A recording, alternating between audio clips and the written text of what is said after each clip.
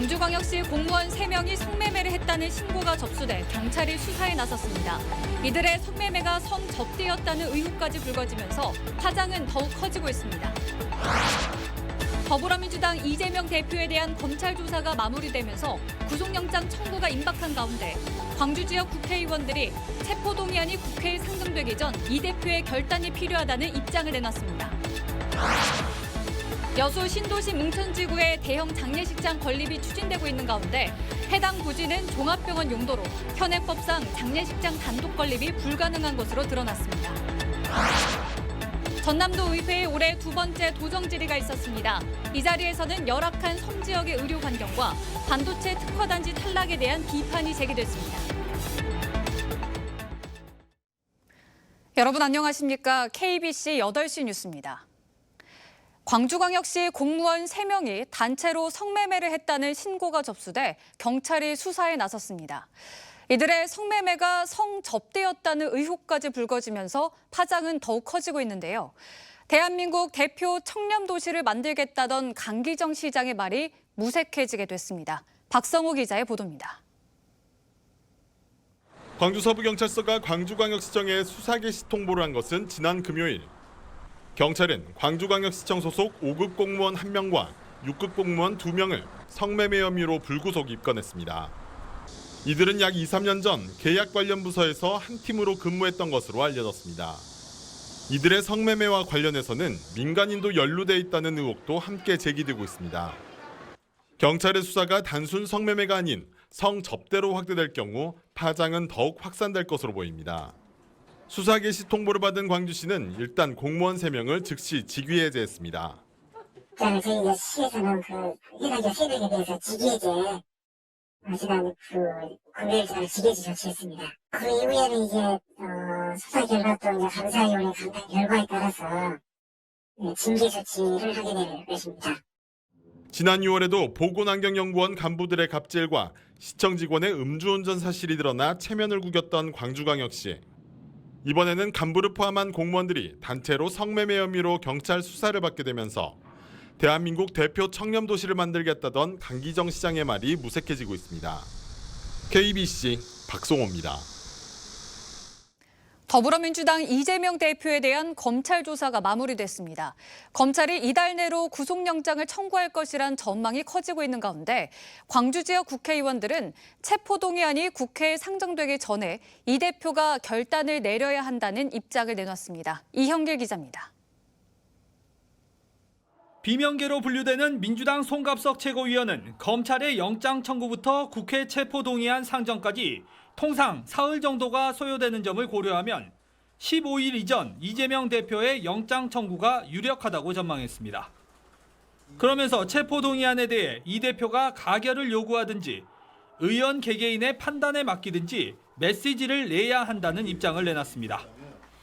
지혜롭고 뭔가 좀 담대한 선택을 해가는 것이 중요하지 않을까. 민주당을 위해서도 그렇고 대표를 위해서도 그렇고. 이영석 의원도 기자들과 만나 대표의 의중이 중요하다고 강조했습니다.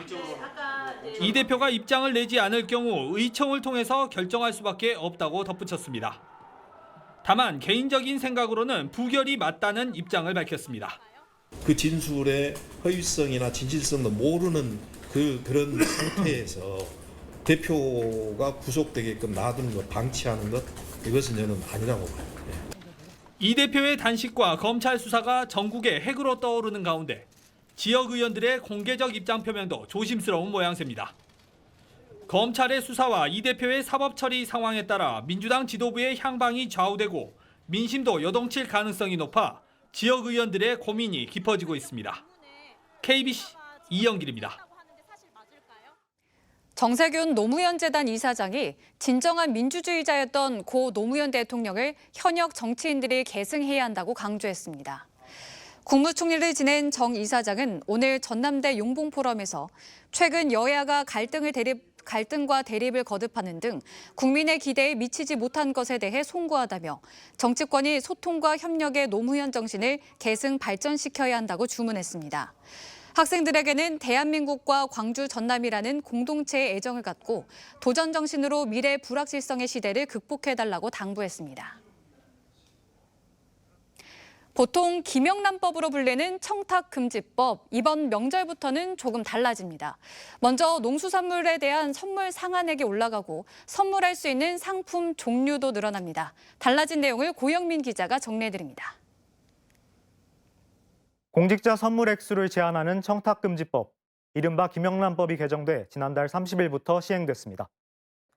농수산물과 농수산 가공품 선물 한도가 기존 10만 원에서 15만 원으로 늘어난 게 핵심입니다. 명절 전후로는 상한액의 2배인 30만 원까지 가능합니다. 그렇다면 명절 선물 기간은 언제일까요? 명절 당일 기준으로 24일 전부터 이후 5일까지로 이번 추석에 적용하면 지난 5일부터 다음 달 4일까지가 해당됩니다. 하지만 농수산물 이외의 선물은 그대로 5만 원입니다. 다만 선물 가능 품목이 늘었습니다. 비대면 선물 문화가 일반화되면서 기프트콘 등 모바일 상품권도 포함됐습니다. 연극과 영화, 스포츠 등 문화 관람권도 최대 5만 원까지 주고받을 수 있습니다. 현금과 유사한 성격인 백화점 상품권과 온누리 상품권은 금지되니 주의하시기 바랍니다. 경조사비 10만 원과 완화가 검토됐던 식사비 3만 원은 그대로 유지됐습니다. 일각에선 이번 개정안이 부정청탁을 막는 본래 취지를 퇴색시킨다는 우려도 나오고 있지만 국민권익위원회는 장마와 후쿠시마 오염수 방류 등으로 침체된 농수산업계에 활력을 불어넣기 위한 조치라고 설명했습니다. KBC 고영민입니다. 철도노조가 오는 14일 총파업을 예고한 가운데 파업 기간 열차 운행에 차질이 예상됩니다.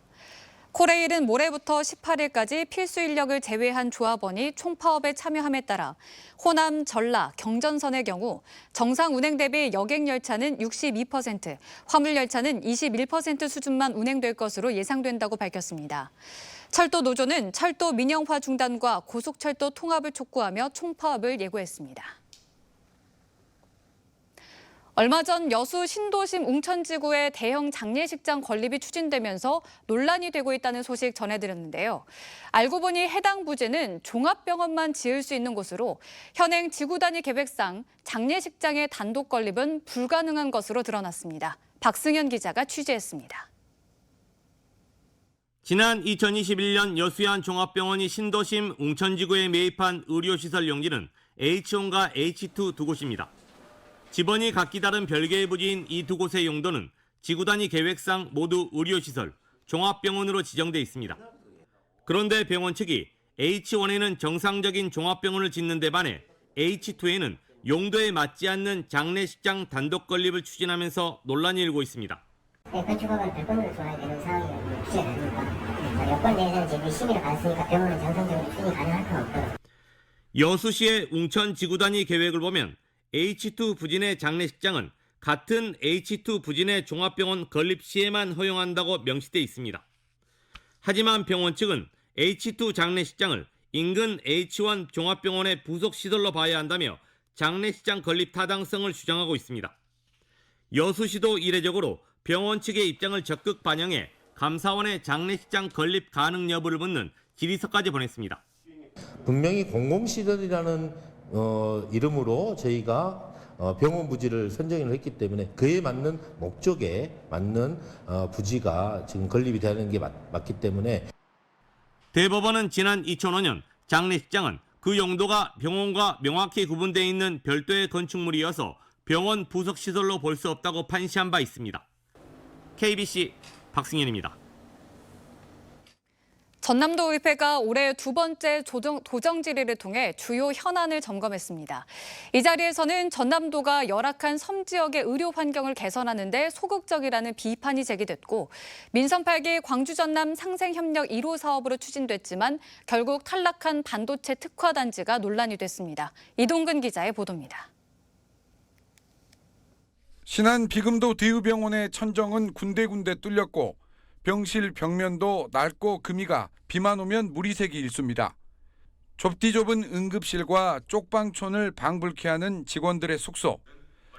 전남도의회 도정질의에서는 섬 지역의 열악한 의료 환경 개선의 필요성이 제기됐습니다. 지방자치단체는 필요한 경우 분원을 둘 수 있도록 규정하고 있습니다. 응급 상황에 이용할 수 있는 민간 병원의 존폐를 걱정해야 하는 이 상황을 이제는 끝내야 한다고 봅니다. 섬지방 결국 응급 환자를 위해서 하기에는 너무나 큰 비용이 많이 드는 사업인데, 그래서 이제 도립 의료원 분원 설치 문제는 종합적인 검토가 필요하다 이렇게 생각하고요. 민선 8기 광주 전남 상생협력 1호 사업으로 추진됐지만 고배를 마신 반도체 특화단지가 도마에 올랐습니다. 투자 기업만 믿은 채 미흡한 준비를 했고 상대적으로 경쟁력이 높은 2차 전지를 배제한 그릇된 판단이 나은 결과라고 비판이 제시됐습니다. 그거는 반도체를 기준으로 해놓고 업체를 잡으신 거고요. 반도체를 선정한 이유를 여쭤봤습니다. 엠코라는 글로벌 기업이 있기 때문에 반도체 생태계가 구축될 수 있고 그것이 우리 전남에까지 확장될 수 있겠다. 그렇기 때문에 저희들이 도전을 하게 된 겁니다. 올해 두 번째 도정 질의에서는 이 밖에도 후쿠시마 원전 오염수 방류에 따른 수산물 안전성 확보 방안과 정부 공모사업 유치를 위한 컨트롤 타워 설립 등에 대한 필요성도 제기됐습니다. KBC 이동근입니다.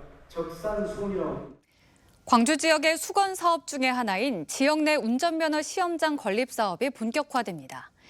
광주 운전면허 시험장 건립 사업은 국비 328억 원을 들여 북구 삼각동 일원의 운전면허 시험장을 조성하는 것으로 오는 11월 착공에 들어가 2026년부터 본격 운영됩니다. 운전면허 시험장 건립을 총선 1호 공약으로 내세웠던 민주당 이형석 의원은 광주 운전면허 시험장을 자율주행 자동차 면허 테스트베드로 운영하는 안도 추진할 예정이라고 밝혔습니다.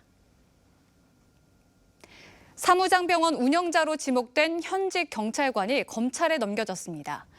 전남경찰청 반부패 경제범죄 수사 일대는 의사 면허를 빌려 병원을 개설하는 등 실질적인 운영 의혹을 받아온 순천경찰서 소속 A경감을 검찰에 송치했습니다. 앞서 국민건강보험공단은 A경감이 병원을 운영하고 있다는 제보를 받고 경찰에 수사를 의뢰했습니다. 황일봉 5.18 부상자회 회장에 대한 고소장이 접수돼 경찰이 조사에 나섰습니다.